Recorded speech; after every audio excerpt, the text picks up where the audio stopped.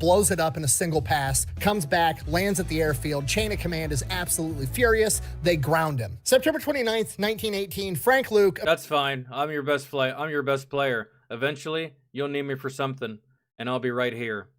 Just like Thanos. Remember, he's like, you couldn't live with your own failure. Where did that bring you?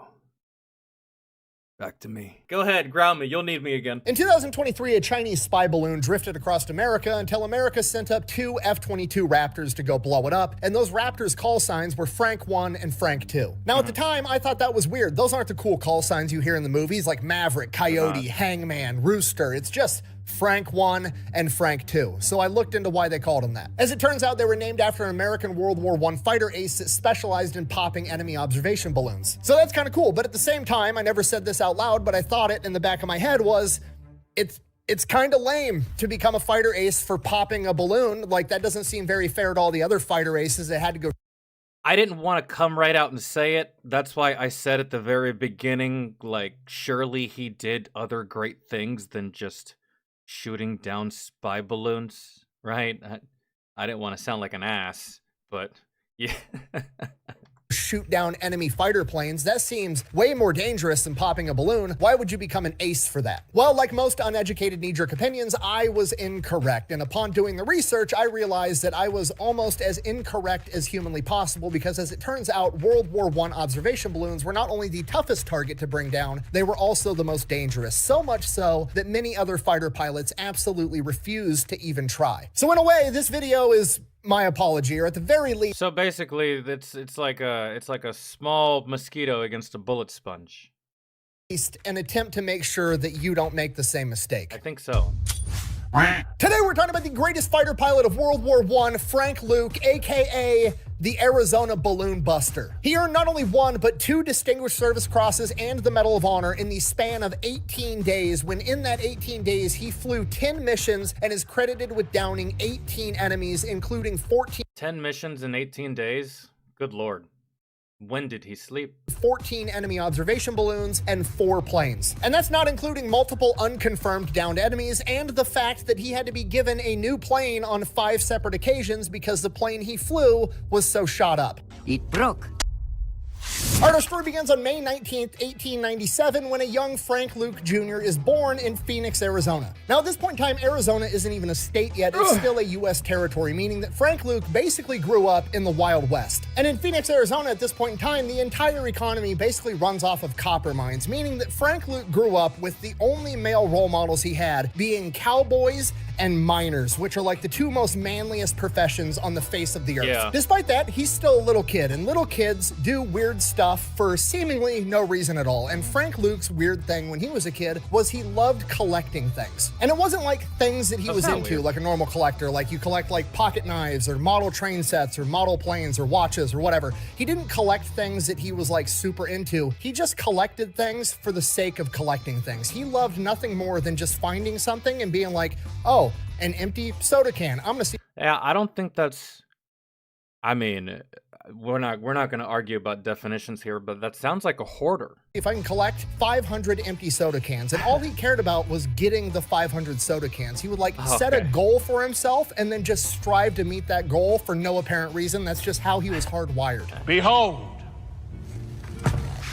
my stuff. And to his parents, it was never really a big deal. It's just, he's a little kid, they do quirky stuff. My kid enjoys collecting bottle caps. Like, That's how I felt about all my shit too. whatever, that's fine. Until one day, when Frank is 5, Dad goes into the shed looking for an empty can because he wants to get some worms and then take the kids out fishing. So he goes in the shed and he finds dozens and dozens of 500 cans cans. perfectly lined up and organized. And he's like, oh, Frank must be collecting cans now for some reason. Actually, this is kind of handy for once. That's nice. Grabs a can, a tarantula falls out. Oh. He starts freaking out, knocking over a bunch of other cans, and now there's fucking tarantulas everywhere. Frank wasn't collecting cans, he was collecting tarantulas. Dad storms in the house, kids are sitting at the table eating breakfast, like, why the fuck is my garage full of tarantulas? Frank is like, cause That's Larry and Steve and Bill and Jack and Robert. Those are all my friends, Dad. I'm trying to collect 100 tarantulas. And Dad is like, Why? And he's like, so I can have 100 tarantulas. What don't you get, old man? I've got quotas. This is important. So even from a young age, when Frank Jr. decides he's going to do something, by God, he's going to get it done no matter what. By the time he reaches middle school, he starts getting involved in sports. He excels at everything. He was trophy hunting for trophies that didn't exist yet. It's crazy. Football, track, tennis, anything and everything he tries, he excels at because he is hyper competitive. When he decides he's going to be the best at something, when he assigns himself a goal, he goes out and he achieves it. But like in the back of his mind, the reason he was collecting 100 tarantulas is on the very, very small off chance that he runs into another weird ass kid that also collects tarantulas. And let's say that kid only collected 20. He has 100. He can be like, keep the stash, bitch. He may not have knew it as a kid, but this is just like, oh yeah, it's super competitive. Despite being hyper competitive and always wanting to be the best, he's also not a dick like you would kind of assume. He's actually a really good dude. His best friend from middle school onward was a kid named Bill, not a speck of athletic ability at all. Short, fat kid that got picked on all the time, becomes best friends with Frank Luke, and anytime he's getting picked on, Frank intervenes and saves the day. He's super popular. His best friend isn't. Frank never cares, and he kind of functions as Bill's protector all the way through high school. When they were 12 years old, Frank and Bill actually went camping one time. They literally just rode off into the desert on horseback together with guns at the age of 12, because apparently that's what you do in the Arizona Territory in the early 1900s. And while they're out on this camping trip, they try to cross a river that... Wow, I have to say that their childhood sounds a lot more awesome than my childhood. Form of transportation I had when I was younger was my parents' vehicle, so short of breaking the fucking law and pissing them off to high heaven, I had to walk everywhere I went. I couldn't just take the car at 12. I suppose I could have, but I mean, come on. Nah. Manages to cross the river, and then he's, yelling to Bill, come on and cross, tries to coach Bill through it. Bill ends up getting tangled up in a branch and almost drowns, and Frank dives in to save him because that's the kind of guy Frank is. As they enter high school together, everything pretty much stays the same. Frank continues doing sports, continues being super popular, keeps hanging out with his buddy Bill, keeps being his protector, having his back all the time, but during the summers, he needs to go to work. So Frank gets a job every summer working in a copper mine, doing back-breaking manual labor with grown-ass men. And Frank continues being Frank even when he's in the copper mines. He's very goal-oriented. He wants to be the best. He sets quotas for himself. He's like, what are we doing? We're digging holes? Cool. I'm going to dig the biggest hole, and I'm going to do it the fastest. Pretty soon, he's making a lot of grown men look bad, and they don't like it.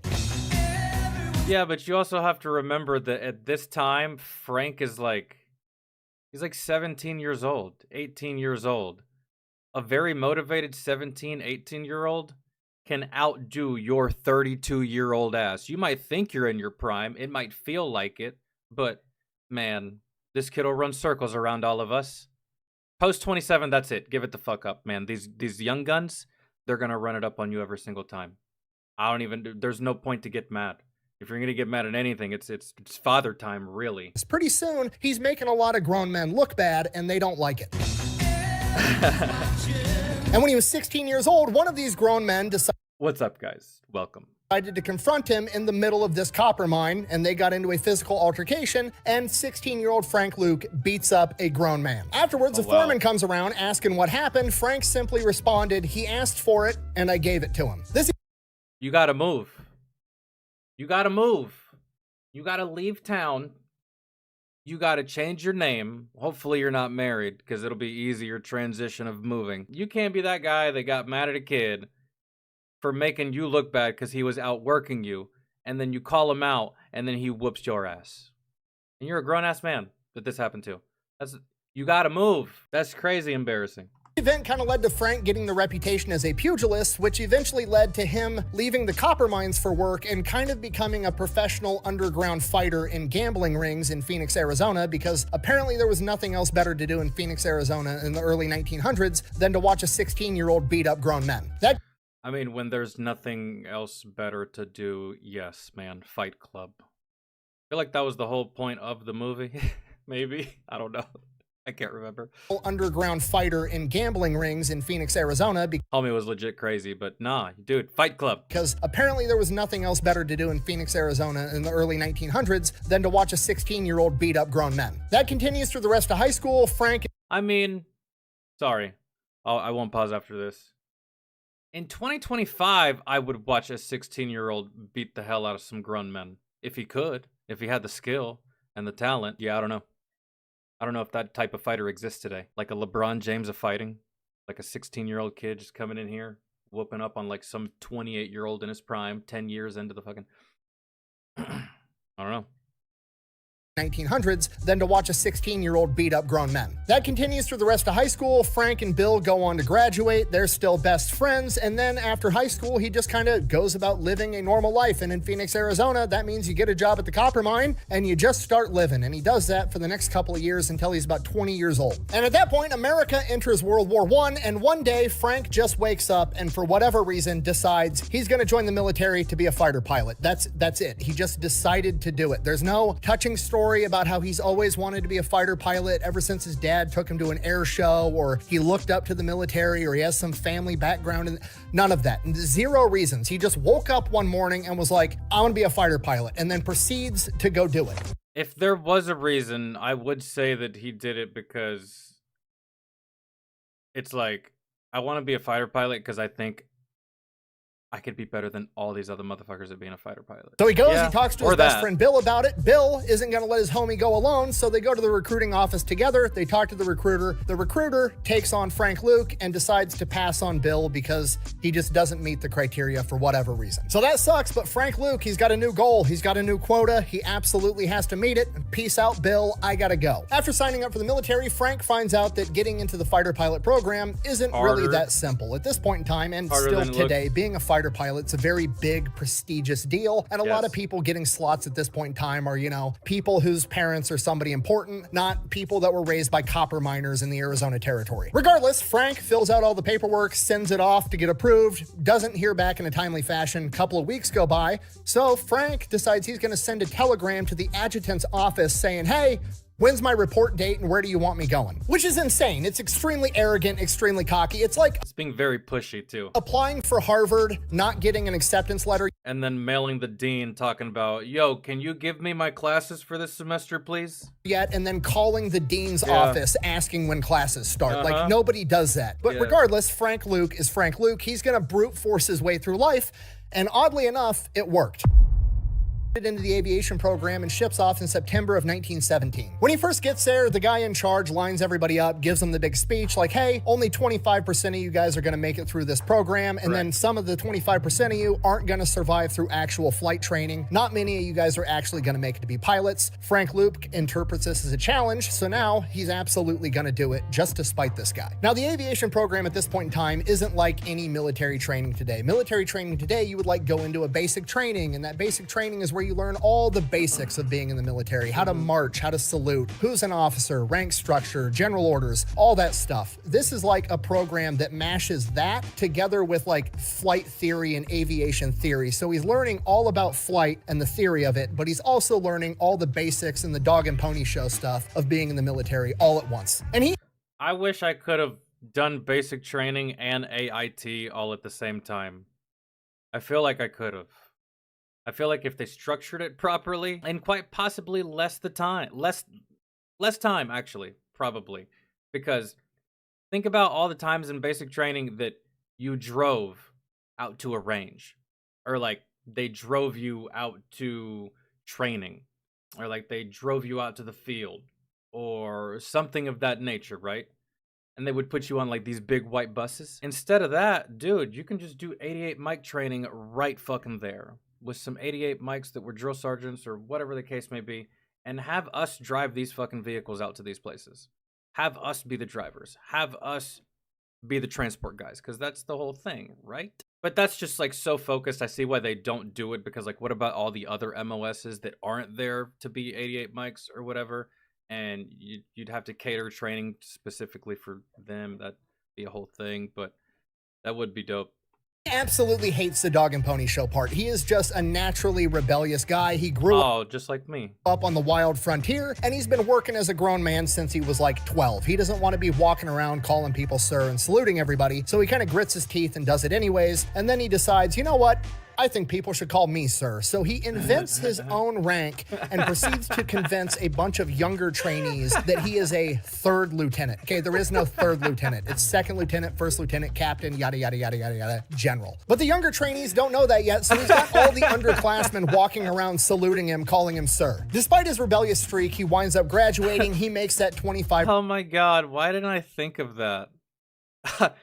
Maybe because, like, that's impersonating an officer. But technically, is that impersonating an officer if the rank doesn't exist? I could be like, I can understand if you were telling people you were a captain when you weren't, but I'm a third lieutenant. That's not real. You're not impersonating anything. Oh, I should have done that shit in AIT. I could have fucked with so many people. % cut, and he ships off to actual flight school. While there, obviously, he learns how to fly planes, and in the initial training, he's just going up by himself, taking off, driving around, doing acrobatic stuff, landing the plane, and he's naturally talented at it. He's a great pilot. And then they get to the portion of training where they simulate dogfights, and this is where Frank Luke sets him apart from everybody else because he is the absolute best at it, and he's not the best because he's a prodigy at flying. He's good, don't get me wrong, but he's not some amazing pilot. He's just willing to outwork absolutely everyone, and he's literally willing to die to prove that he's the best. So he's like the fighter pilot version of Kobe Bryant. That sounds like some Mamba mentality, really. Basically, when he dogfights, he turns everything into a head-on collision game of chicken, and he never, ever loses because, like I said, he's literally willing to die. There's accounts of people that went through training with him, and the overwhelming consensus was that Frank Luke was a madman, and most of them said when you went up against Frank Luke, you weren't trying to beat him, you were simply trying to survive this simulated combat and avoid a mid-air collision. While at flight school, obviously, he's going out into town on his days off. He ends up meeting a girl, Marie. They fall in love. He's bringing her to the airfield to watch him practice. He's doing acrobatic stunts. He's crushing everybody in the simulated fighting, showing off in front of his girlfriend. Everything's going perfect. And that's the new life plan. He is going to go off, become a fighter pilot, come back home, marry Marie, work in a copper mine for the rest of his life, and live happily ever after. It rarely ever goes that way. It's a flight program, gets sent off to Europe to fight in the war, and when he first gets there, he gets put on ferrying duty. Basically, they want to give all the junior pilots as many flight hours as possible, so they use them for ferrying planes into the combat zone, right? You got to get them to where they actually need to be, so they take all the junior pilots, they fly the planes into the combat zone where they need to be, they drop them off, they all hop in a truck together, drive back, and do it all over again, and Frank does it over and over and over for weeks. This isn't really what Frank wanted to be doing, but he does also appreciate the fact that this is training and it's preparing him to be a better fighter pilot, so he does it. In addition to that, he's also writing back home to Marie and his mother every single day. Obviously, they're both scared, they're both concerned about him. He's fighting in the biggest war the world's ever seen at this point in time, and he's basically writing back home being like, hey, I'm just on ferrying duty, I'm not actually in combat, I'm just flying planes in, I'm dropping them off, and I'm coming back, I'm perfectly safe, you don't have to worry about me. And then one day, his number gets pulled. There's a squadron that's been fighting in World War I since the very beginning that's lost a bunch of pilots, and they need new recruits. Luke has a bunch of hours logged, ferrying planes back and forth. He's the best man for the job. He gets brought into the 27th Aero Squadron First Pursuit Group as a reinforcement. Getting brought in as a reinforcement is not something that's conducive to Frank's personality type or demeanor, right? Because he is the new guy. He's the FNG. He's the cherry. He's the guy with no combat experience going into a group of men that have been in the shit for a while. And this is pretty much made clear to him the moment he gets to the unit when him and all the other reinforcements are given their welcome speech by the commanding officer, Major Hartney. And all of them are hanging on every single word that Major Hartney says, because not only is he an experienced combat veteran that's been there and done that, also the word on the street is Major Hartney is one of the only men to go toe-to-toe with the Red Baron and survive. Now, I'm paraphrasing a little, but the gist of his speech is this. Damn. Here's the deal. You're all going to be dead in 2 weeks if you don't listen to me and listen right now. The first couple of times you go up, you are going to see combat. And if you get that feeling in the pit of your stomach that you're not supposed to be there, it means that you're a coward. I'm not asking you to be brave. I'm asking you to be brave enough to tell me that you're a coward so I can get you out of here so you don't get yourself or somebody else killed. As of right now, you are 27th Aero Squadron in name only. If you can prove to me and everybody else that you've got the balls to do this job, we might let you stay. And before you ask, you will know when you were a full-fledged member of this unit without me having to tell you, so don't expect a fucking welcome party. Now, hearing that, most people would keep their head down, shut up, and do what they were. Jesus. That is, Yeah. Like slightly motivated, but slightly afraid all at the same time. Are told to the best of their ability, but Frank proceeds to be Frank. He does what he's told, he does it to the best of his ability, but he's also not afraid to tell all the other pilots how excited he is to go up and get the Germans and tell them what a good job he's gonna do and say that he's gonna be a fighter ace one day, which means that you've downed 5 enemy aircraft, which is a humongous accomplishment and a big deal in the aviation community. Yes. Now to Frank, this isn't him bragging, this is him just being excited and telling everybody that this is gonna happen because he's decided it's gonna happen, and that's how Frank is, but everybody else interprets it as him being cocky and arrogant and boastful, and because of this, he gets the nickname the Arizona Braggart and doesn't have many friends. Around the same time that Frank gets into his unit... See, had he been with an infantry unit, that type of behavior, especially if he was Marines, that very type of behavior right there would not only be reciprocated by your comrades, but it would be amplified. It would be motivating. Pilots be so weird. Oh, Commander Smushy, what's that about, man? Doing training missions, his unit gets issued the newest, latest, and greatest plane, and this thing is the equivalent of a flying sledgehammer. This thing is basically the American muscle car concept. But I do get it. This is like a very serious... It's the biggest war the world has ever seen up to this point. So, yeah, if you can't really read this guy's personality all that well, I can see why it might be annoying, but, dude, I'm telling you, in a different branch at the very same time, that type of behavior is like, it's welcomed.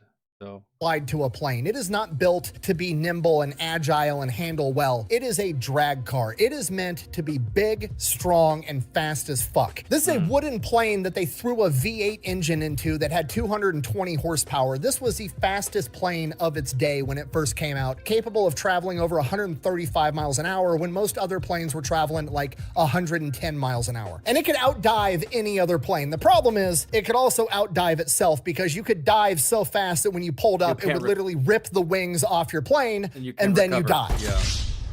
Yeah, that's bad. On top of that, it was initially plagued with mechanical issues because they stuck a giant V8 inside of a wooden plane. If anything went wrong, those engines would overheat, stall out the plane, and then you die. Yeah.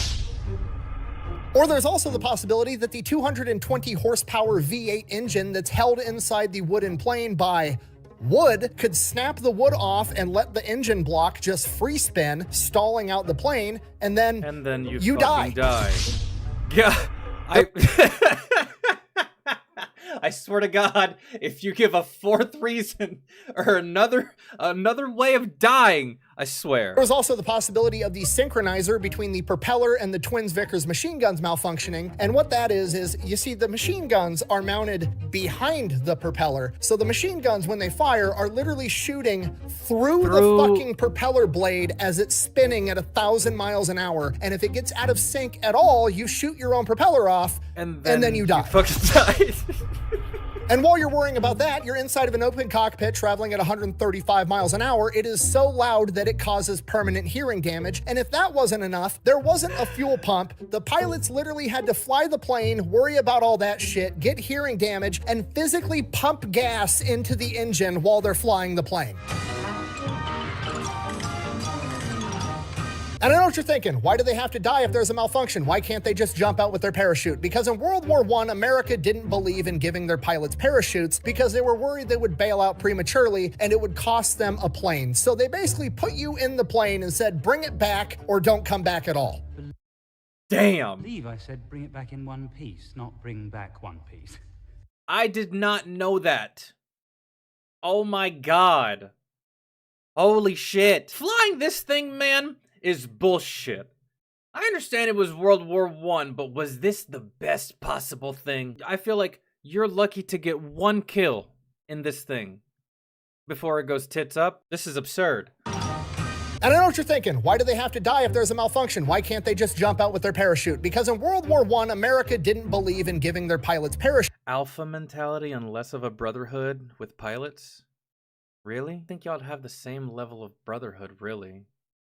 I mean, maybe not with like a big group, but at the very least with your wingman, right? But Frank doesn't really give a shit about any of that. He's just excited to be here. In fact, he's going to take advantage of the fact that these planes are known for having mechanical issues. Frank starts going up on combat missions on August 1st, 1918, and on his very first Yeah, I know exactly what he's gonna do.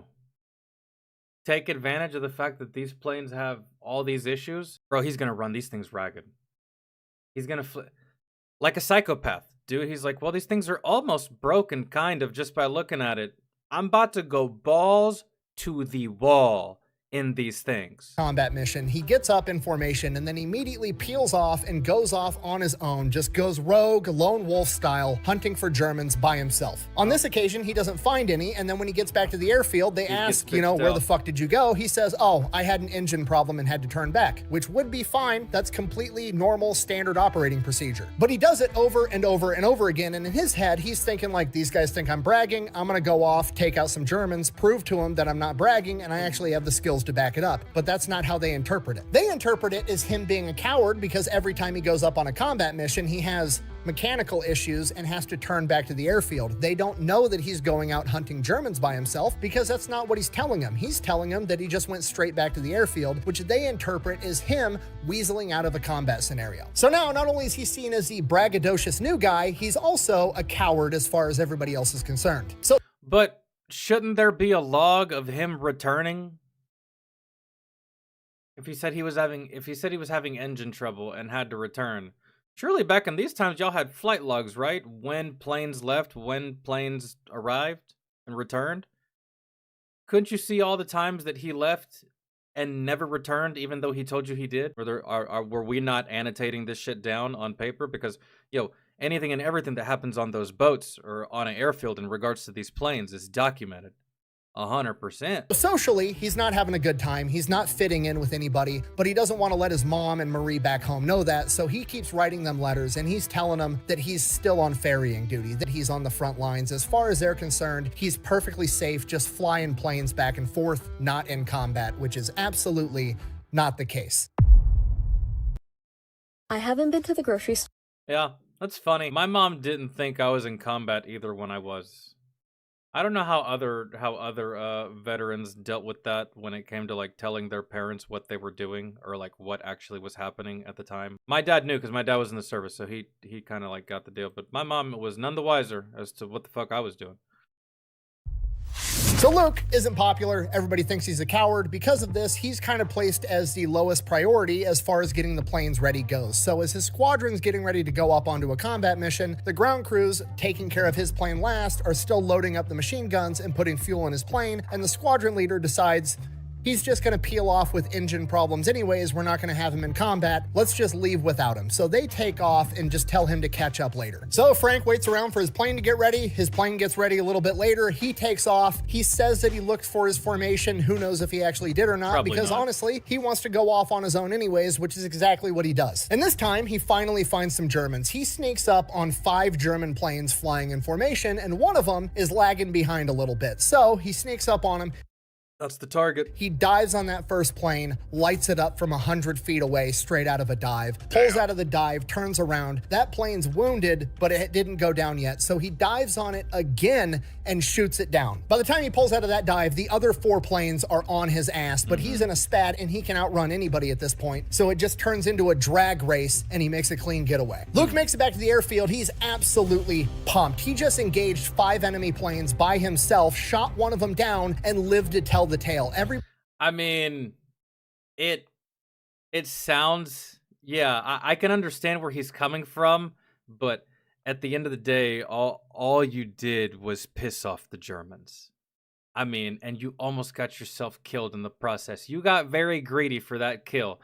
Had any of these 4 other aircrafts reacted just a little bit faster to what was happening, they could have downed your ass. But luckily, you're in a drag car, basically, compared to their, I don't know, man, they're a piece of shit. Everybody's gonna know now that he's not a coward, and he is in fact the guy he's claimed that he's gonna be the entire time. He gets out, tells his commanding officer what happened, tells everybody the story, writes up the report. Nobody believes him. His request for confirmation is denied because nobody saw it. If you want a confirmed kill, you have to have eyewitnesses saying that you got that confirmed kill, and he went off on his own, and nobody believes him because he has 0 street cred. So now, as far as everybody else is... The only thing you can do is go find that German that you shot down. Either go recover the plane or the body. concerned, he is no longer just the fucking new guy. He's no longer just the arrogant guy with no experience. Now you're the He's liar. no longer a coward. He's also a liar. So when he types up his combat report to Major Hartney requesting a confirmed kill, it immediately gets rejected because, again, he has no eyewitnesses. So he's pissed. He storms into the HQ tent, shoves the clerk out of the way, grabs the typewriter, and types up a bunch of blank affidavit forms for any eyewitnesses to be able to sign off on in the future. If they want proof, he's going to get them proof. He's going to prove that he's not a coward. August 25th, 1918, Frank goes up on a mission with a new wingman, a guy by the name of Joe Weimer. Joe And there really wasn't much he could do, man. This is just how it went at the time. It's very unfortunate that he got all these labels when he really is a good dude. And he's just a very excited guy. That's it. That's the only thing he was guilty of, was just being excited. And he got all these negative labels put upon him because it's hard for me to relate, man, because for me, it was very easy for me to make friends in the military, and this was not my experience. I didn't get treated that way. No one looked at me that way. No one even approached me that way. It was just, because the military should be the one place that just like making friends is as easy as breathing. Spend so much time together that eventually you'll be friends anyways, even if you don't fucking like each other. short straw on being attached to the coward and braggadocious Frank Luke because, well, nobody really likes him either. Unlike Frank, though, it's not Hold on, I gotta go back. I missed something.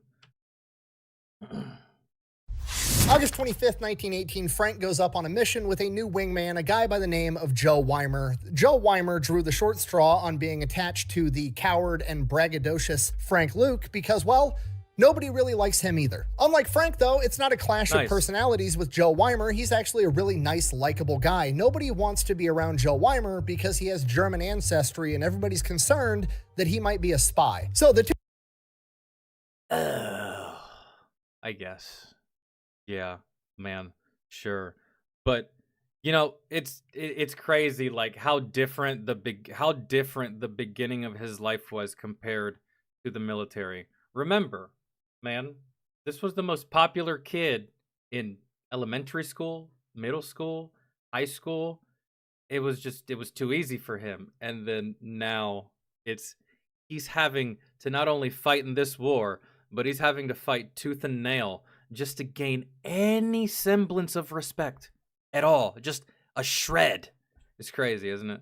Two misfits go up on a mission together, and for the first time, Frank legitimately has mechanical issues. His engine stalls out in mid-flight. Oh, extremely dangerous situation. He now has to figure out how to land a plane with no engine and no runway. Everything could go wrong. Despite that, he's Frank Luke. He finds an open field, glides down, makes a perfect landing. Couple of seconds later, Joe Weimer lands right next to him, also with what appears to be a stalled engine. They get out, they meet in the middle, they talk. Both engines stall at the same time? And we're the two guys in the entire group that nobody likes? Huh.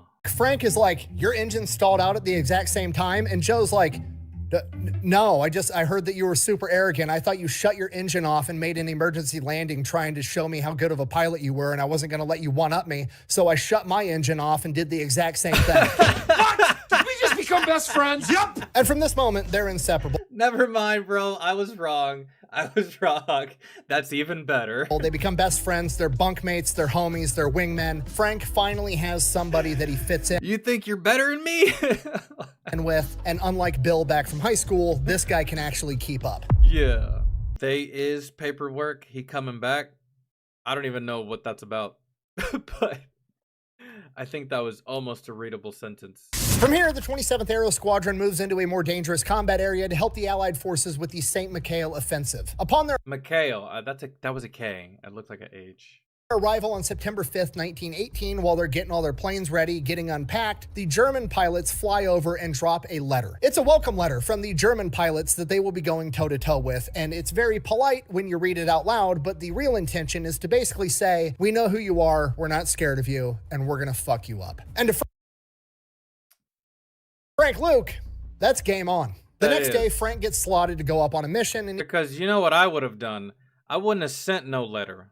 I would have done a fucking drive-by with my guns and just fucking sprayed a certain area. I wouldn't have killed anyone. I wouldn't have hit anyone. I just bzzz, and just gone. That's the letter. That's the statement. That's how you say that. Write it on a piece of paper and drop it out like a fucking mailman. If you're gonna intimidate, intimidate. If you're gonna do show of force, show the force. Man, don't just write about it. So lame. Goes up with a guy by the name of Lieutenant Vasquez, and after the mission, they don't find any Germans. They come back, they land, they're all hanging around the planes, and they're talking. And during this conversation, Vasquez informs Frank Luke about enemy observation balloons. Basically, giant inflatable balloons with a little basket hanging underneath. There's a German inside of it with binoculars and a radio, and he's going to be able to use that high altitude position to be able to spot Allied trenches and call in accurate artillery fire. It's absolutely devastating. We got to take him out. He then informs Frank that he hopes he never has to take one out. It's so dangerous, he would never order a man to attack an enemy balloon. He would do it himself, but he hopes it never comes to that. Because as counterintuitive as it is, these balloons are extremely tough. They're full of hydrogen, which is flammable gas, so you would think you just shoot it and the entire thing blows up into a giant fireball, but it doesn't really work that way because you need the right mixture of hydrogen and oxygen. You can't have an explosion or a fire without oxygen, so when you fire a bullet into this balloon, it goes into all hydrogen and there's no oxygen there, and the only oxygen that can get in is from the little tiny bullet hole that you created. So you have to hit it dozens, if not hundreds of. It's a bullet sponge,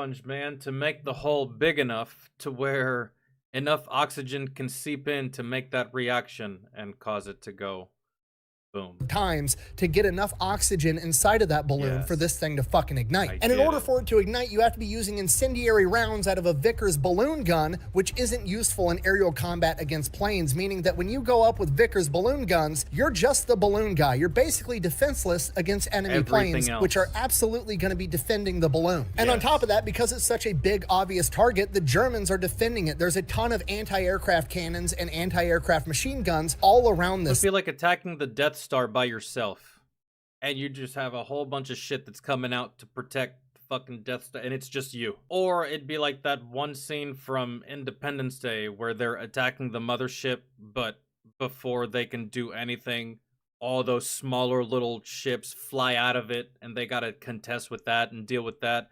They can't even do damage to the main ship yet at all whatsoever, can't even touch it. Or they're just getting picked off as they try to do damage to this thing, which is non-existent.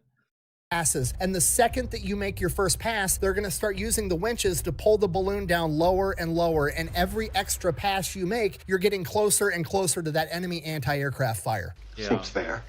And if you're able to survive the enemy planes and the enemy anti-aircraft fire and get close enough to engage this balloon and lucky enough to actually ignite it and blow it up, guess what? You've blown up a giant ball of hydrogen right fucking next to you while you're in a wooden plane. And then, if you're lucky enough to somehow survive all of that, it still only counts as one aerial victory. Taking out enemy planes is way easier. I would just rather do that.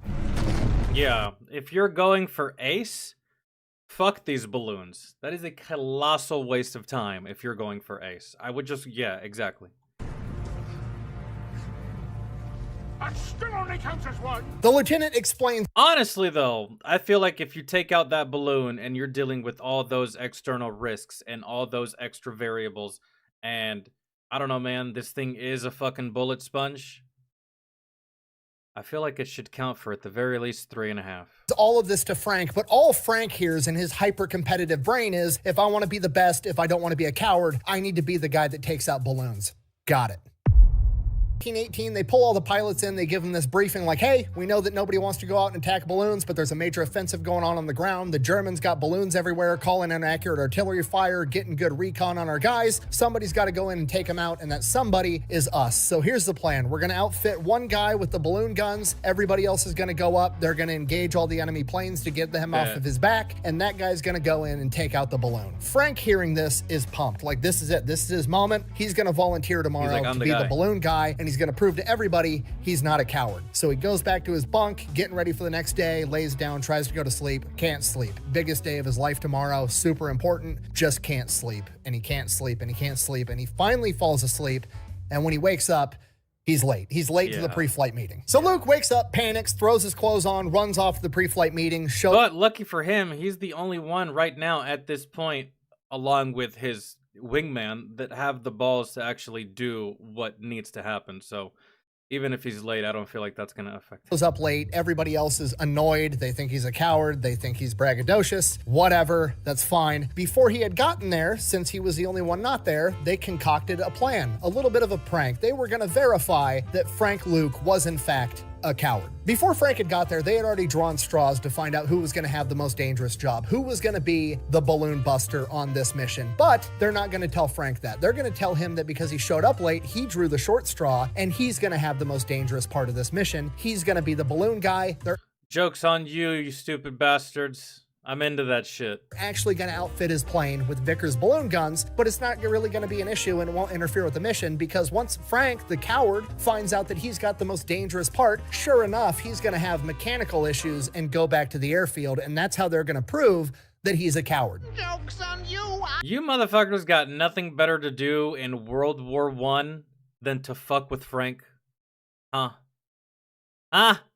I'm into that shit! So they take off on this mission. To everybody's surprise, Frank does not peel off with mechanical issues. They end up peeling off later when all the German planes show up. They engage the German planes, clear the way for Luke. Luke dives the enemy balloon, and when I say he dives it, I mean he gets within 10 feet of this giant ball of hydrogen and then lights it up with incendiary ammunition. Finishes his pass, pulls up, the balloon didn't ignite. Okay, this is the point where most pilots are like, okay, I shot my shot. That's the end of it. No. Time to go home. Successful mission. But not Frank. Frank is going to prove that he's not a coward. He turns around and dives it again as they're winching it lower to the ground, closer and closer to enemy anti-aircraft fire. His plane is just getting lit up with enemy bullets as he strafes the balloon again, igniting it as he pulls up, somehow managing to avoid the explosion, and then he limps his highly damaged plane straight to the nearest American balloon and lands in a field. Gets out of his plane, goes straight up to the ground crew of the American balloon, asks for the commanding officer, and is like, did you just see 4 miles away where I blew up that giant balloon? And they're like, uh-huh. And he Here's the paperwork. Sign this. Sign this. There you go. There you go. Thank you. Fuck you guys. I told you. pulls out his pre-typed affidavits and has the commanding officer of that balloon write up exactly what he saw and sign it so that he has proof that he took down an enemy. Thank you! There Goes to hop back in his plane. His plane is so shot up that it won't even start. Ends up sleeping in his plane in the middle of that field next to the American balloon all night. That night, the American balloon team radios over to the airfield, lets them know that Frank survived, and the next morning they arrange for a car to drive him back. By the time Frank makes it back to the 27th Aero Squadron, everybody has either seen what Frank had done or heard about it, and he has gone from the coward that brags too much to the absolute madman that's willing to get within 10 feet of a giant ball of flammable gas and shoot it with incendiary ammunition while he's getting lit up by anti-aircraft fire. And everybody realizes, oh shit, maybe this kid's legit. Shortly after that, his SPAD makes it back to the airfield, and the ground crew said it was the worst condition they'd ever seen a plane come back in, ever. To the point where If you live I can't believe it didn't go down immediately. I can't believe he landed it. September 13th, Frank has to take the day off because they're getting him a new plane. September 14th, he goes to the morning briefing. Honestly, I'm surprised he didn't take someone else's plane. Would it really surprise any of you? The man's on a mission, man, and he's on a different mission than the rest of you, I'll tell you that. So if he took your plane, hey man, you snooze, you lose. You should have fucking slept in it, really. The briefing is just a general mission, suppress enemy air power. Basically, go up, engage whatever Germans you can find. Frank hears, go destroy enemy balloons. Got it. Let's do this. Leroy Jenkins! Oh my god, he just ran in. So sure enough, they go up, they wind up spotting an enemy balloon. A different pilot goes in, engages the balloon first, launches his strafing run. They start winching the balloon down so the enemy aircraft fires more accurate. And then a different pilot goes When they start winching the balloon down, is that balloon connected to the ground? in and strafes it the second time. What happened? I don't know, it just didn't explode. That's weird. Okay, doesn't blow up. That's fine. They're winching it lower and lower every passing second. We're not going to get this balloon. At least we got it out of the air for the day. Not according to Frank Luke. Frank Luke, while they're already winching the balloon down, goes Yeah, that's not good enough. for in him. and makes his strafing run again from 10 feet from this giant ball of hydrogen. Pulls up, it doesn't blow. It's getting lower and lower by the second. The enemy anti-aircraft fire only gets more accurate. It just keeps going down as they winch it lower and lower. So Frank turns around, makes a second pass, doesn't blow up. The balloon's getting lower, the fire's getting more accurate. He makes a third pass, then a fourth pass, then a fifth pass, then a sixth pass, he puts so many fucking holes in this balloon. While it doesn't ignite, it completely deflates and lands on the ground crew below. Okay, that counts. Frank's done it. He's accomplished the mission. That is a confirmed kill on That's got. an enemy balloon, his second one. But I mean, depending on who the fuck it landed on, I can't imagine those things are light. It probably killed like 5 or 6 people. The crew that was wenching it down, I don't know. he's still got 75 rounds of ammunition left, and it would be a shame to fly it all the way back to the airfield. So he makes a 7th pass and lights up the anti-aircraft crew to return the favor. Frank then flies back to the airfield. He If they weren't dead before, they're dead now. immediately goes to the ground crew and is like, fix my plane, get it ready to go back up. I'm going back up again today. While the ground crew's getting his plane ready, he goes to Commander Hartney and he's like, hey, I want Joe Weimer to go up as my wingman from now on. And now he's got the street cred. They're like, yeah, dude, whatever you Yeah, want. Nobody sure. else has the balls to go up with you anyways. Yeah. Fucking take him. Joe's game, and Luke has a new plan. He's going to do something new. He's not going to attack the balloons by diving them like everybody else does. He wants to attack it from the bottom. It sounds crazy when you don't think about it, but actually, So does that mean that, like, you're already gonna start at a low elevation and you're gonna be like, what, 20 feet off the ground? 50, 100 feet off the ground? I feel like that's the safest. Between 150 and 200 feet off the ground, and you're gonna do like this? And then peel off however the fuck, corkscrew it, level out. I feel like that is infinitely more psychotic than dive bombing it from the top. it's genius because you're never going to believe this. Guess where anti-aircraft guns are pointed? At the fucking air. Who knew? So when you traditionally dive an enemy balloon, the enemy sees you, they're already sighted in, they're shooting at you the whole time you're diving, and then if you make it that far, you strafe the balloon, then you Yes. level out, exposing your belly, getting more anti-aircraft fire, then you have to do a slow 180 climb to go the other direction entirely, getting more anti-aircraft fire. Yes. Oh, is that all? Instead of that, Frank's going to have Joe go up super high out of the range of the anti-aircraft guns, but close enough to be a distraction to them as well as any other German planes in the area, while Frank sneaks in super low to the ground, so low that the German anti-aircraft guns can't angle down to shoot at him. Then when he gets right below the balloon, he's going to pull up and fire into it the entire time he's climbing. So rather than being exposed to enemy anti-aircraft fire on the way in, the way over, and the way out, he's only exposed to enemy anti-aircraft On the fire way out. on the way out. And it it. works like a fucking charm because Never in my fucking day, dog. Oh my god, that never occurred to me. Ever. And we've seen a lot of fighter pilot videos. We've seen a lot of these videos. I've seen a lot of movies, TV shows, documentaries, animations, yada yada. This maneuver has never occurred to me once. If it did come into my head, I would think like, oh, I mean, that's a novel idea. Sounds good on paper. Sounds good when you say it out loud, but actually doing it? it's the first time Frank and Joe go up on a balloon busting mission together and implement this new strategy. They blow the balloon up in a single pass, which is a good thing because Frank's guns also jam and both of his guns are down. What's not good is there's 8 German fighter planes now on Luke's ass and he has no way to defend himself, but luckily Joe is so high that he's able to dive on their formation, scatter them, and they both make a clean getaway. They then both make it That's such a good tag team. They're just doing this. Really. And just making passes. One goes low, one goes high. back to the airfield and celebrate. No, I'm just kidding. Frank immediately beelines to the nearest American balloon, lands in a field, goes to the commanding officer and is like, I need a sign new this plane." shit saying you saw us blow that shit up. Kill confirmed. Then he goes back, hops in his plane, takes off out of a field, flies back to the airfield, celebrates with Joe. His plane is so heavily damaged, they have to give him a new one again. And everybody is shocked that just 2 dudes managed to take a balloon out by themselves in a single pass. And if that wasn't enough, the fact that Frank, the coward, managed to take out 2 balloons in a single day. Now imagine if all you motherfuckers helped me instead of just sitting back and watching me and him do it all, right? Be crazy, right? September 15th, morning mission. They go up with a normal formation, bunch of allied planes. They go in, they attack this balloon. 3 separate planes strafe the same balloon. One of them is Luke. They wind up blowing up the balloon, but Luke is not credited with the kill for that one. That's fine, no big deal. Go back to the airfield, fix the planes, more fuel, more ammo. That evening, they go up again. Frank goes in, engages a balloon, makes a pass, doesn't blow it up, turns around, makes a second pass, blows it up, immediately beelines it to the next German balloon. He's gonna take out 2 balloons in a single run, beelines it there 4 miles over, engages a balloon, blows it up in a single pass. Goes back to the airfield, planes totaled, they have to give him another one again. At this point, Command's starting to take notice. This kid has just taken out 5 enemy balloons, becoming a balloon ace in the span of 2 days. And taking out a balloon is a humongous deal. They're super expensive. They're not easy to make. If we can keep taking them out at this rate, it's going to have a humongous impact on the war. So Command wants to try something new. They come up with the idea they want to try attacking balloons at dusk, right when they're lowering the balloons to the ground. Since Luke likes attacking the balloons low anyways, why not? Well, the why would be because it's absolutely fucking crazy to try attacking with a biplane when the sun's about to go down, because there's no lights in the plane, there's no navigation equipment like a modern airplane, and there's no lights on the fucking runway. You can't. Yeah, but what you do have is Frank, and you're saying that it's impossible and ill-advised.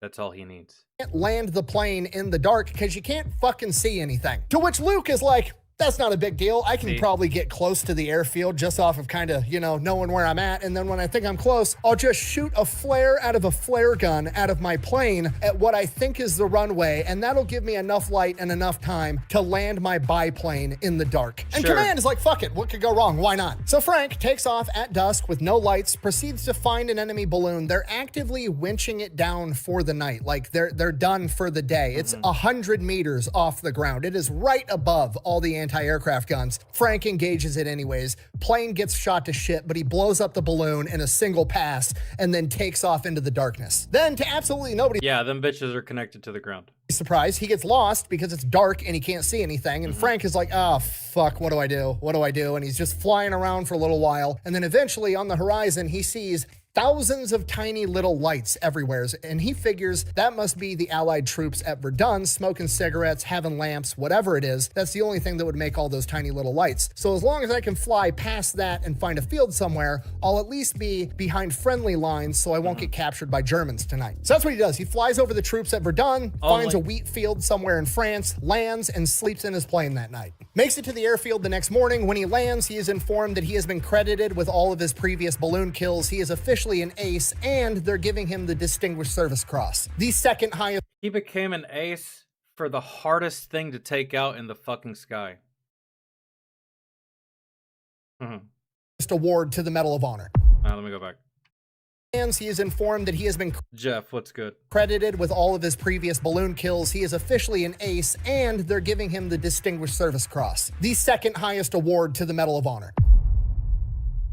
September 16th, 1918, Frank gets back. He's told he's an ace. He gets a Distinguished Service Cross. That's great. He's ready to go back up in the air and get more enemy balloons. Yeah, let's do but Hartney is like, no, you're going to take the morning off. I've got special plans for you tonight. Frank Oh, I don't have to go talk to people and shake hands, do I? Frank is taking out balloons left and right. It's making not only himself look good, but the entire 27th Aero Squadron and his chain of command as a whole. So now they want to show off. So they're going to do another night mission to show off their new tactics, and they're going to do it in front of the head honchos. They're going to be bringing in General Billy Mitchell and Eddie Rickenbacker. Okay, General Billy Mitchell is one of the most important people in aviation war history, period. This is the guy that knew 2 decades ahead of time that airplanes were going to be the future of warfare. While everybody else was worried about building big, bad battleships, he was the guy that was like, no, we need to be building aircraft carriers because I can sink a battleship with my fucking airplanes. And he would later go on to prove it. And Eddie Rickenbacker at this point in time is a national celebrity because he was a professional race car driver that joined the war, became a fighter pilot, and he is now America's top ace with the most confirmed kills in combat. We watched a video on him as well. Frank eventually realizes what's going on, and he's like, oh, you want me to show off? I'll fucking show off. He then proceeds to go up to Eddie Rickenbacker,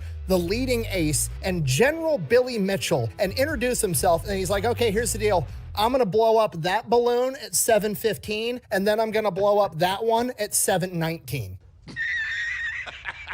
There's no way. You serious? Okay, do you understand what just happened? Being able to blow up 2 balloons in a single run at this point in time is unheard of. Being able to do it in the dark is absolute insanity. Being able to pick the exact moment that balloon's gonna blow up down to the minute is like akin to Babe Ruth calling out his home run right before he hit it. It's just... like asking this guy what the winning lottery numbers are territory, okay? This is impossible. He has just written a check that no human being has any right to be able to cash. So naturally, Billy Mitchell and Eddie Rickenbacker are just like, okay, kid, just go up there, do your job, don't get killed. We'll be watching. Good luck. So Frank and Joe take off into the night, heading towards these balloons. He's like, gentlemen, I'm about to put on a flying clinic for you today. Sure enough, Eddie Rickenbacker and General Mitchell are sitting there with a fucking stopwatch. Like, how could you not? Let's see if the kid's really that good. The minutes are ticking by. 7:10, 7:12, 7:15. Here it is. He's got 60 seconds. Can Hot Shot really do it? 7:15 and 30 seconds. 7:15 and 35 seconds. 7:15 and 36, 37, 38, 39. The balloon lights up in the night sky. Did it! Son of a bitch! Holy shit, the kid actually did it. He called it down to the minute. That's wild. Absolutely incredible. But let's be honest, let's be realistic. There's no way that second balloon is gonna go up in the next 3 minutes, right? Oh no. Sure enough, that balloon blows up at 7:19 on the dot. I don't just knock them out, I picked around. Joe and Frank then both make it back to the airfield and make a perfect landing in the darkness. I don't know how they felt climbing out of that cockpit, but I bet it was pretty good.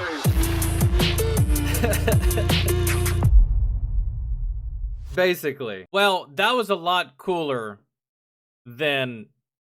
That's the dog and pony type shit that is good. I thought it was gonna be like legit dog and pony type shit. Like, okay, let's do like a demonstration and let's take time away from the fight and let's take time away from the effort so that we can please these officers. One, not only are they officers, they're some of the best pilots that the world has ever seen. And then two, he actually got to demonstrate this in a real combat setting against a real fucking enemy while they watched. I highly approve of that shit. 100%. I thought that was going in like the direction of, all right, let's take a break and go kiss some ass for a little while. No, that's not what that was. That was just like, yo, I'm about to flex on you two fuckers real quick and show you how badass I am, and then I'm gonna get back to the fight, but enjoy the show. Pit, but I bet it was pretty good.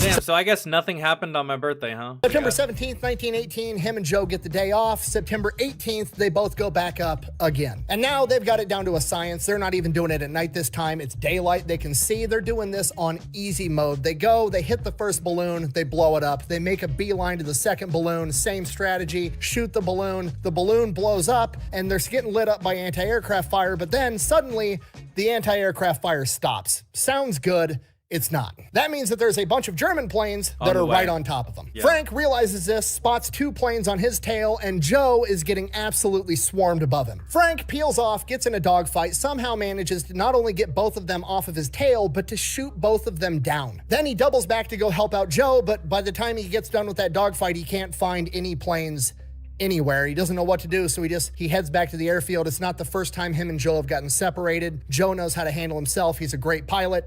I'm sure it's okay. On his way back to the airfield, he spots a German recon plane conducting some reconnaissance, and he's still got some ammunition. It'd be a shame to bring all of that back, so he engages a recon plane and shoots that down as well. And Frank doesn't know it at the time, but this gives him his 13th confirmed aerial victory, making him America's ace of aces, America's top scoring ace, surpassing the great Eddie Rickenbacker and earning him his 2nd Distinguished Service Cross. And let me remind you that he did it against fucking bullet sponges. Guys, do you know how much ammo he put into these fucking balloons? He put in, at the very least, 35 to 40 confirmed kills worth of ammunition. Because think of how many planes he could have taken out had the ammunition gone to actual planes instead of going into these chunky-ass balloons. Imagine there were no balloons. Imagine that his only target is other German aircrafts. Oh, dude, he's running it up. Did it in 6 days with a couple days off. So Frank makes it back to the airfield, makes a safe landing. Everything's going great. He's on top of the world, but then Joe's not there yet. And Yeah, he ain't making Joe it. never shows up. During that dogfight, Joe was struck with a burst of machine gun fire, striking him in his head, his chest, and his plane's fuel tank, Oh, yeah, that's it. killing him instantly. After they received confirmation that Joe was killed in combat, Major Hartney realizes that his best fighter pilot just lost his best friend and his wingman, so he gives him time off and sends him to Paris for 7 days. It is during this time that Frank realizes that he is America's leading ace, and he realizes this because his face is plastered all over newspapers, Everywhere. absolutely everywhere, and he's basically a celebrity, and the newspapers are calling him the Arizona Balloon Buster. But not only does he have to deal with the fact that he just lost his best friend and all this newfound fame that he doesn't necessarily want, he also realizes that he now has to deal with the fact that as far as his mom and girlfriend are aware, he's still ferrying planes back and forth and has not been fighting in the front. He's been doing a lot of fighting in the front, Oh, and shit. apparently he's the best at it. Quote, "Dear mother, not been writing you in some days on account of being so busy, as no doubt you've already learned. This is a line to let you know I'm okay. Now, mother, remember that I have passed the dangerous stage of being a new player in this game. You don't have to worry about me. I know how to take care of myself. Love you all." And with that, he spends the rest of his leave just kind of sitting around Paris, waiting to go back. Yeah. Kind of sitting around Paris, waiting to go back. Frank shows back up to the base on September 25th, 1918. He's ready to go back up, doesn't really know what to do. He just wants to go up there and do his job. Major Hartney's not about to let that happen. He doesn't want to rush Frank back into combat, so he introduces him to his new wingman, a guy by the name of Ivan. Nice guy, good pilot, but it's not Joe. Major Hartney then sends them out on a Hearts and Mind mission, airdropping cigarettes and playing cards over Allied trenches, hoping to get these two to bond, get Frank some time back in the seat where he's not getting shot at. Next morning, September 26th, Frank sneaks off alone. He doesn't really want to take Ivan with him. He doesn't want to get anybody else hurt, so he goes off lone wolf style, completely by himself, looking for German balloons. Doesn't find any, comes back. That evening, they got to go up again. Can't wake up early and sneak off solo, so he's got to take Ivan with him this time. They take off. They find an enemy balloon. Before they make it to it, they get engaged by 8 German planes. Damn. Frank's got 3 on his Dude, at this he hasn't really said it yet, but at this point in the story, or I feel like at this point in the war, the Germans have become wise to this. They're not. A lot of these balloons are gone, and I can't imagine it's because they shot them all down. A lot of these balloons are gone. He can't really find any. He finally finds one. I'm assuming they're just relocating these balloons at this point, or they're trying to find another location that they can fight from, or just like another territory, because they're getting fucked there, right? But at this point, these Germans are not having it. This is one of the first times that they get attacked before they can even do anything. Usually, it's they take the fight to these balloons, and the Germans are just reacting. Oh, they're proactive right here. tail. Ivan's getting swarmed by the rest. Frank manages to shoot one of them down, but then both of his guns jam and he can't get them back up. The only thing he can do is outrun and outmaneuver his two tails, which he eventually does, and he loses them. At this point, he realizes he can't go back and look for Ivan because both of his guns are down, which Can't just means defend he's yourself. another defenseless target, and Exactly. he can't help even if he did get eyes on him. So he goes back to the airfield and he lands, and Ivan never shows up. And with this, I can only presume that Frank loses it. It is at this point that Frank decides he's never going up with another pilot ever again. He is going up solo from now on. He's not going to be responsible for... Frank is he's so good of a pilot and he's slippery, man. Slippery as fuck. He's so good of a pilot that he can get out of these situations, but his teammates can't at all whatsoever. His wingmen, they cannot get out of these situations. They're probably good enough to be up there. They're just not as good as he is, right? So while he can go up there, be reckless, operate the way he wants to, and 99% of the time it works out for him, yeah, that's not the case for his wingman because they're not him. You know what I mean? Like that, they're not. getting anybody else killed. September 27th, 1918, he has a day off. September 28th, 1918, he's ordered to go up. He requests Major Hartney that he go up solo. He doesn't want to go up with anybody else. They need to have a meeting about it and discuss it. They're thinking about it because he's the ace of aces. What could possibly go wrong? And while they're in their meeting discussing it, he decides he's just going to take off anyways without... He's the ace of aces. What could possibly go wrong? He gets outnumbered and dies. Really. each time that he's almost died, he's had a wingman and his wingman died. But without a wingman, you're the one that dies there because, again, you're good at getting out of these situations. But, I mean, you've always had a wingman there to take the attention away from you. You can get away from 2, maybe 3 planes. I don't know if you're outrunning 6 or 7, right? When it's 2 of you, that's 6, 7 that gets split. You could probably outrun 3. Yeah, get away from 3. But with the full attention of like 6, 7, 8 planes, and it's just you, it just comes to, it's only a matter of when you get fucked up. It's not if. Permission. He figures, what are they really going to do to him? Get mad at America's leading ace because he goes out and does his job? Not going to happen. He just Probably fucking not. leaves. No flight plan, no authorization. He goes. Heads straight to a balloon that's been over Verdun for the past couple of days. They've been trying to take it down every single day, and nobody can get this job done. Frank like, heads "This one's straight to going it, down hits it today." from the bottom with his signature move, blows it up in a single pass, comes back, lands at the airfield. Chain of command is absolutely furious. They ground him. September 29th, 1918, Frank Luke. That's fine. I'm your best player. Eventually, you'll need me for something, and I'll be right here. Just like Thanos. Remember, he's like, you couldn't live with your own failure. Where did that bring you? Back to me. Go ahead, ground me. You'll need me again. America's leading ace is grounded. He is not allowed to fly. He goes out, takes off anyways. He sees 3 enemy balloons off in the Oh, shit. I like you more and more now. You just said, fuck that. I'm not grounded. I do what I want. I'm the ace. ground him. September 29th, 1918, Frank Luke, America's leading ace, is grounded. He is not allowed to fly.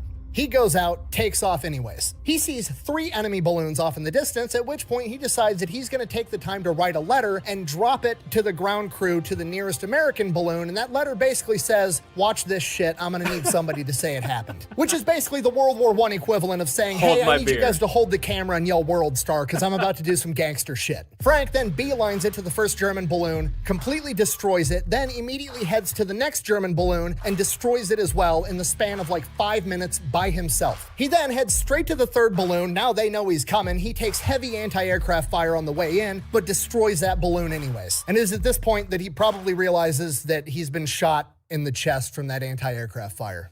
What he Damn. probably doesn't realize is that he's more than likely suffering from a sucking chest wound, which will eventually turn into tension pneumothorax. Which, if you don't Which, it's a collapsed lung, and you're not going to be able to breathe. And at that altitude, you're going to run out of oxygen very, very quickly.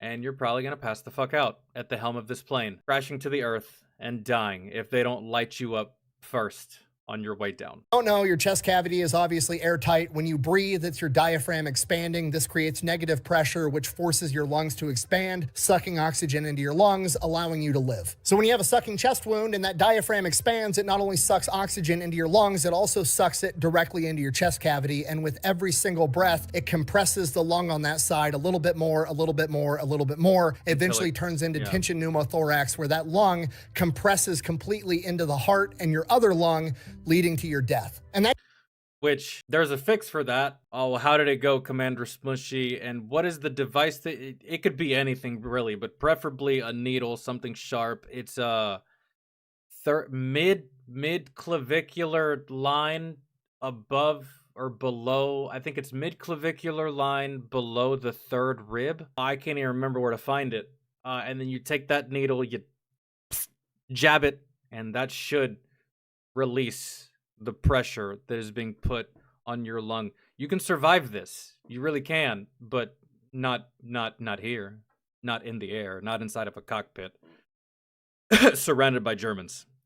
can take anywhere from a couple minutes to over half an hour. What happens next is debated amongst historians, but I will be telling you what happened according to French eyewitnesses on the ground. Because unpopular opinion, I really don't give a fuck what some history professor from 1970 thinks about it 50 years after the fact, just because he's got a PhD. I'm gonna go with the eyewitness accounts from the people that saw it with their own fucking eyeballs. Yeah. Frank has just downed 3 enemy balloons in the span of 15 minutes by himself and received a gunshot wound to the chest for his troubles, but Frank Luke is gonna be Frank Luke. He realizes he still has ammunition left, and it'd be a shame to fly that all the way back to the airfield. He then proceeds to fly to the nearest French town and I love that that was a continued mantra of his. I will never RTB with ammo. Fuck that. No. They already thought that I was a coward once. I returned with ammo. They might think that I just cut tail mid-fight and came back. Fuck that. I will never come back with ammo. I love that. Strafe German ground troop Let me go back to this. is going to be Frank Luke. He realizes he still has ammunition left, and it'd be a shame to fly that all the way back to the airfield. He then proceeds to fly to the nearest French town and strafe German ground troops. Allegedly killing at least 6 of them, he is then engaged by an estimated 8 German planes. He then proceeds to get in a dogfight with all 8 of them by himself, shoots I'll take you all on. That's pretty much it, bro. He's going out in a blaze of glory right here. down 2 of them before being forced to make an emergency landing in a nearby field. He then proceeds to grab his Colt 1911 pistol and engage German ground troops until succumbing to his injuries. And that is the epic but tragic story Oh my God. of Frank Luke Jr., the Arizona balloon buster. At the age He went out in a blaze of glory, dude. That's what it was. What was the title of this chapter? Was it called Rampage or something? I think is what it was called. Yeah. And which, dude, can't really blame the guy, man. Lost his best friend and then lost his replacement, which even though he probably wasn't that close with Ivan, Ivan had parents. Ivan probably had brothers, sisters, maybe a wife, maybe a kid. And because of him, Ivan was no more, right? So I can only imagine what that does to your psyche. I can only imagine what that does to your thought process. Yeah. of 21 years old, in the span of 18 days, he flew 10 missions and is credited with 18 aerial victories, 14 balloons, and 4 enemy planes. For this, he was awarded 2 Distinguished Service Crosses and posthumously the Medal of Honor. Despite his premature death by the I think he should have got the Medal of Honor prior to his death, but that's just me. end of World War I, he was still in 2nd place for the most aerial victories for any American pilot, only surpassed by the great Eddie Rickenbacker, who was Dude, I'm telling you, man, these balloons, they gotta count for at least 3. Come on. That only counts as 1? Look how much effort goes into that. Can we at least take that into account? How much effort and how much ammunition and how much more difficult and how much more dangerous it was to take out these balloons? They should count for more than just 1. Anyways. later go on to say, and I quote, "Had he lived, he would have put me out of business long ago as America's leading ace. I wouldn't have put up a show against him." Worth noting, while Eddie Rickenbacker did have 26 confirmed aerial victories, only 11 of them were confirmed completely destroyed, compared to Frank Luke's 17 out of 18 confirmed completely destroyed, which I believe makes him the greatest fighter ace of World War I. Buh! Everybody knows the greatest fighter ace of World War I is the Red Baron, Manfred von Richthofen. Buh! Okay, this is I mean, yeah, dude, I get it. Sure, I agree. Whatever the fuck, but again, this dude was doing everything the Red Baron was doing on top of taking on bullet sponges. Bro, not just a couple of bullets from your 50, and then you hit the wing, maybe it spins out, maybe you do enough damage to where you take it out of the fight, yada, yada, yada, whatever. You get your confirmed down, you get your confirmed kill. Dude, I don't think you understand just how it's just different. It's just different. We can call him the greatest of all time for a different category if that makes you feel better. This is not the time for you right now, okay? Let me make this super simple for you. If you want to be MVP, your team has to win. Them's the rules. Did his team win? No. Then shut the fuck up. Go simp over losers in somebody else's comment section. I don't want to hear it. Sorry. Anyways, in conclusion, I mean, yeah, sure. This is just the way I put it. Red Baron was just taking out planes. The fucking Frank was taking out planes and balloons, man, and doing it consistently, and literally developed a strategy to deal with this shit to avoid flak fire. Like, he's like, man, instead of coming from the top where they can see us, let's just come from down here where they can't, and we only expose ourselves once instead of exposing ourselves 3 fucking times on 3 separate occasions, right? So yeah, dude, he may have the numbers, but this is like the same conversation this is like the whole MJ and LeBron conversation. A whole bunch of weird ass people always think LeBron is the GOAT. Really? Tell LeBron to go retire, play soccer for a couple of years, and then come back and win another championship. If he can't do that, he's not the fucking GOAT, because that's what MJ did if the Red Baron wants to be in the same conversation as Frank here, I mean, fuck, man, he's gonna have to have the same prerequisites as Frank. I know that maybe there wasn't sufficient balloons for the Red Baron to go after, but in this regard, I feel like this makes you a better pilot, because you went up against a harder, thicker, tougher, harder to bring down enemy, exposing yourself at the same time, whilst having to defend yourself from the same shit that the Red Baron was simply just fighting against on a regular, normal, day-to-day basis. I'd like to say that at some point, the Red Baron probably did or could have gone on autopilot and still gotten some of these kills, whereas in Frank and his crew, there was never a moment where they could have just like hung out or chilled or relaxed or been like, oh, this is just another day. Not saying that's what the Red Baron did, but I don't know. To compare them, I feel like is a waste of time, and it's just starting an argument just for the sake of starting an argument. They are incredible pilots in their own right for whatever theater they fought in. That was good though. Let's finish it out. Balloons, not an easy target to take down, now we all know. More importantly, Frank Luke Jr., the Arizona Balloon Buster, is the greatest fighter ace of World War I, and that's not just my opinion, that's Eddie Rickenbacher's. Thanks for watching. Best way to support the channel is go buy some merch over at thefatelectrician.com. Quack bang, out. Shaka Khan. All right, I almost didn't put this in the video, but I had to suffer through this, so I'm going to make you suffer through it with me. Right. Remember when Frank wrote his mom a letter in Paris? She wrote him a letter back. He never got to read it, but this is what it said. Oh, shit. My dear Frank, I received your letter today. I was so glad to hear from you and to know that you are well. I pray for you every day, and I know God will keep you safe from harm. Everything at home is going along nicely. Your brothers and sisters are well. Don't take any chances that you don't have to, my boy. I know you will do your duty, but remember, you have a mother at home who loves you and longs for the day that you will come back to us. Love, Mom. I think that by the time she wrote that, he was probably already,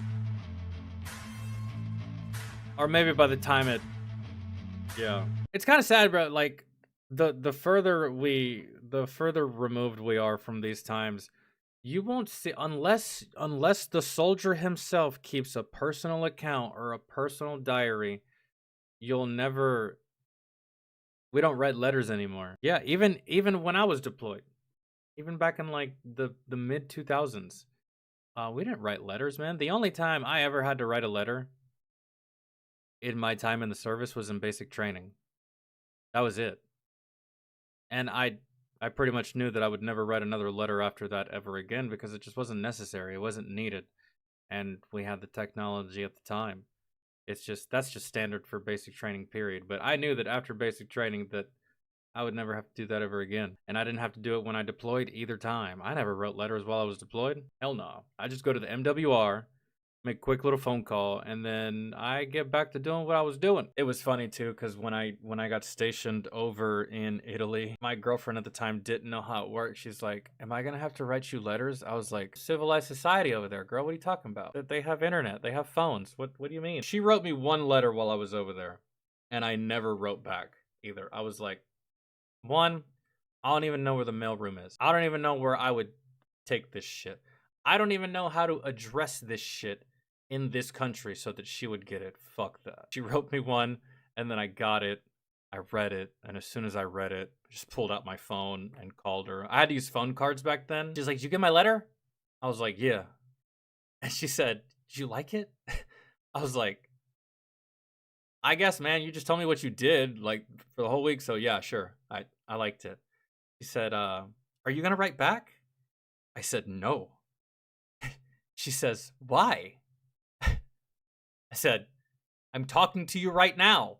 Whatever the fuck I can write, I can say right here, you know, because of like this modern technology, girl. It's crazy, isn't it? And then she hits me with it. She says, well, I still want you to write me back anyways. No, we're not doing that.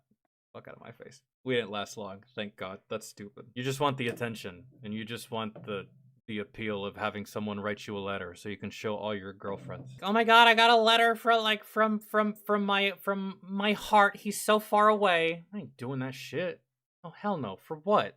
What's there to tell you? You're not even gonna give a fuck about what I say. Like, hey babe, I did 5,000 push-ups today. I got yelled at because someone else wasn't at the right place and at the right time in the right uniform, and then proceeded to do another 4,000 push-ups before I went to bed. I got 5 hours of sleep and I did the same shit the next day. What are you doing? You know how boring of a conversation that is, bro? I hate to tell you, but it's such a boring conversation, even if it's with family. Because, like, nothing ever changes for you, but because you're so far away, you can't be bothered to care about what's happening to them. So it's just like, how about I just talk to you when I get home? Or, like, let's just keep this talking to a minimum, really, because it just becomes one of those things where conversations get kind of pointless. Go, go, go, go.